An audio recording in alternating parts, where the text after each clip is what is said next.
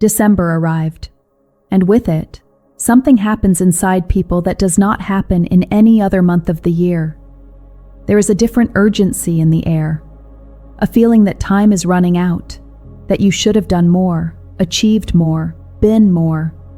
And along with this pressure comes a question that does not leave you in peace. Was this year really worth it? My child, if you are hearing these words now, it is not because you need more pressure. You already carry enough. What you need is perspective, understanding, clarity about what God really did in the last 11 months while you thought nothing was happening. Because here is a truth few understand. The end of a cycle is never about what you managed to accomplish. It is about what God managed to transform in you while you were busy trying to accomplish. The value of a year is not in the list of achievements. It is in the depth of transformation that happened in places no one sees. If what I just said touched something inside you, if there is recognition happening right now, leave a like on this video. It is not ritual. It is a way for you to declare, I want to understand what God did this year that I have not yet seen. I want to learn to look with the right eyes. Do this before we continue, because what I am going to show you may completely change the way you end this cycle and enter the next. Now tell me something, with complete honesty.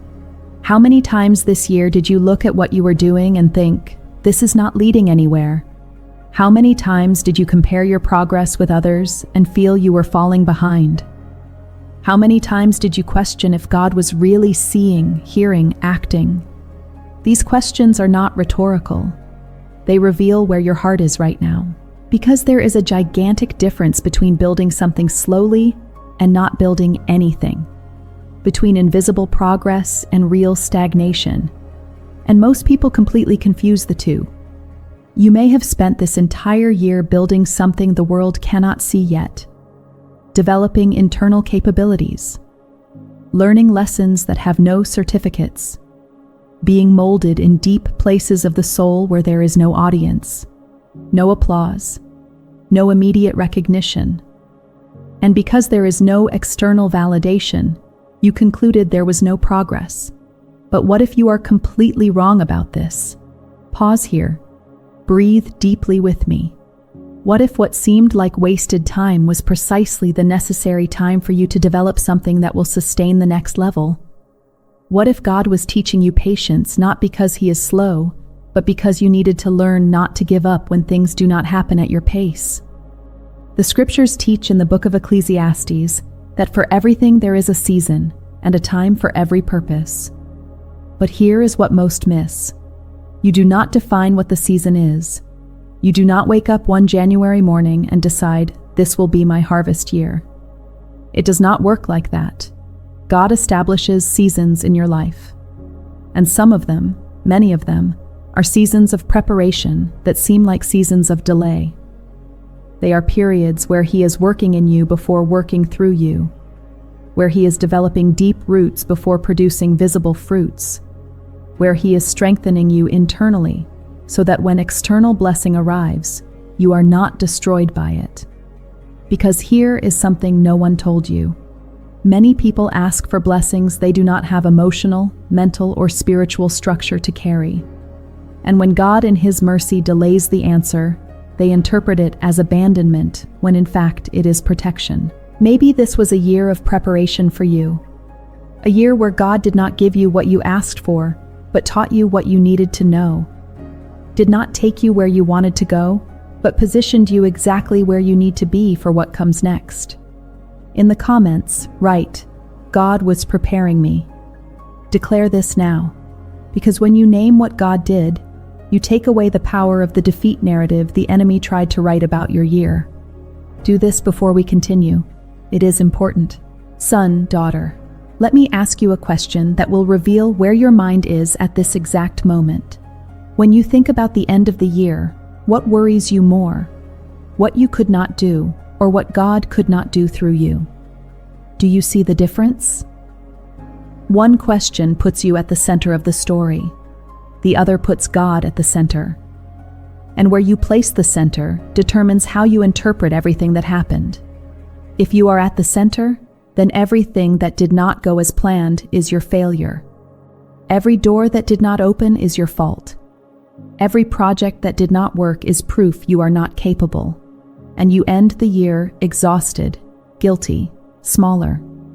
But if God is at the center, then everything that did not go as planned has a purpose you have not seen completely yet. Every door that did not open protected you from something that was going to hurt you. Every project that did not work redirected you to where you really should be. Same circumstances, completely opposite interpretations, totally different emotional results. And here is the raw truth that will bother. The way you are seeing this year says more about your theology than about your reality. If you really believe, deeply, viscerally, that God is in control, then you can rest even when you do not understand. You can trust even when you do not see. You can give thanks even when it hurts. But if deep down you do not completely trust, then every difficulty becomes evidence that God forgot you, and you spend all of December reliving hurts instead of processing lessons. So answer me internally, without lying to yourself. Do you really trust that God was working this year even when you did not feel, did not see, did not understand? Because until you answer that question with honesty, nothing I say here will truly penetrate. Let me tell you something about how the kingdom works that will change your perspective. There is a principle in the scriptures about sowing and reaping. Everyone knows, you reap what you sow. But there is a part most completely ignore. Between planting and harvesting, there is a period the scriptures call due time. Galatians says clearly, "Let us not grow weary of doing good, for in due season we will reap, if we do not give up." Do you see what this means?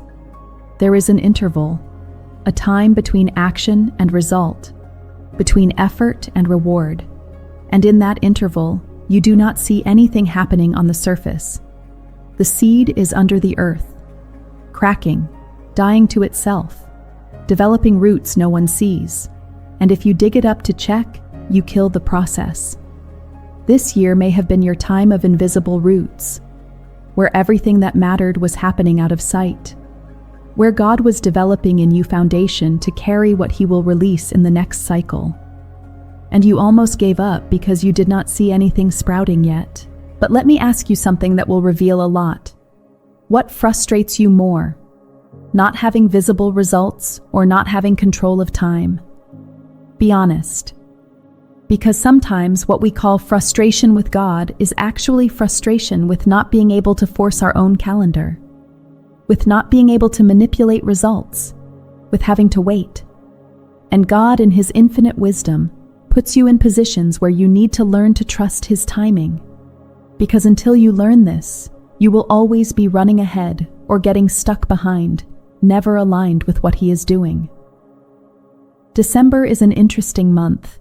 It is when the whole world takes stock, counts losses and gains, measures successes and failures, and the pressure to look like it worked out becomes almost unbearable. Family gatherings where they ask you, "So, how was the year?" Social media full of edited retrospectives where everyone is happy, fulfilled, progressing. Silent comparisons happening inside your head between where you are and where you should be. And in the middle of all this, there is you, tired, carrying the weight of a year that was not what you expected, trying to smile and pretend everything is fine when inside there is a confusing mixture of gratitude and disappointment. But what if I tell you there is nothing wrong with feeling both at the same time? You can be grateful for what God did and still feel sadness for what did not happen. You can celebrate small victories and still lament large losses. You can have faith for next year and still be processing the pains of this one. This is not weakness, it is honesty. And God honors honesty much more than spiritual performance. So stop trying to be stronger than you really are. Stop forcing false gratitude that does not reflect what you truly feel. Stop pretending everything is fine when there are broken parts inside you that still need to be healed. Because until you are honest about where you are, you cannot receive help to get where you need to go. The scriptures say something powerful. The Lord is close to the brokenhearted and saves those who are crushed in spirit. Do you see? It does not say he is close to those who pretend to be fine, to those who have everything solved, to those who never doubt or cry. He is close to the brokenhearted, to those honest about their condition, to those who no longer have strength to pretend. And if you spent this year broken in some areas, that does not mean God was distant. It may mean exactly the opposite, that you were finally close enough for him to do the deep work that needed to be done. Because here is the truth. God does not waste your pains. He redeems them. But you need to stop running from them long enough to let him do that redemptive work. In the comments, declare, I allow God to redeem my pains from this year. Write this, not as magic, but as posture of openness. Now I want to show you something that will completely change the way you see your last days of December. There is a principle in the scriptures called first and last. God introduces himself as the first and the last, the Alpha and the Omega. And this principle operates in cycles too. What you do at the end of a cycle prophesies what will happen at the beginning of the next. If you finish defeated, complaining, in self-pity, you establish a fragile foundation for January. But if you finish in posture of learning, of recognition of what God did, of healthy expectation based on who he is and not on what you deserve, you open spiritual doors for the new year. It is not superstition. It is spiritual principle.